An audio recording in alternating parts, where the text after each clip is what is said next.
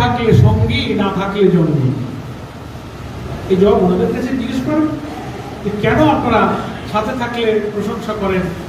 তদানীন্তন প্রধানমন্ত্রী বেগম জিয়া আমাদের মানবতা বিরোধী অপরাধের নামে মিথ্যা মামলায় যাদেরকে ফাঁসি দেওয়া হয়েছে তাদের মুক্তি দাবি করেছেন, তাদের সম্মানের সাথে সম্বোধন করেছেন। আজকের যারা বিএনপি নেতা নেত্রী তারা আছেন, আমাদের পথসভা সম্মান হয়ে গেছেন, একসাথে মিটিং করেছেন, 20-25 বছর আমরা করলাম। তখন ওনাদের এই আজকে যে সমস্ত গালাগালি আর আজেবাজে শব্দ, এই গুপ্ত টুপ্ত রাজাকার, রক কাটা, স্বাধীনতা, কোনো কথা ওনারা বলেননি, বরং তার পাল্টা জবাব ওনারা দিয়েছেন আওয়ামী লীগের। এখন তো আওয়ামী লীগের শুনেই ওনারা কথা বলেন।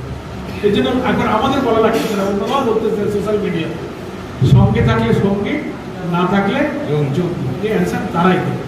আর আমরা 18 সালে ধানের শীর্ষে যে নিয়েছিলাম তখন আমাদের দলের কোনো নিবন্ধন ছিল না, জোটটা আমাদের ছিল। ওনারাই অ্যাপ্রোচ করেছিলেন যদি আপনার ইলেকশনে একদম নিশ্চিত হয় না, তার জোট আছেন, একটা প্রতীক নিয়ে আপনার ভোট। এটা তাদের অ্যাপ্রোচের কারণে জোটের সম্পর্কে আমরা এটা করেছি, এটা আর কিছু।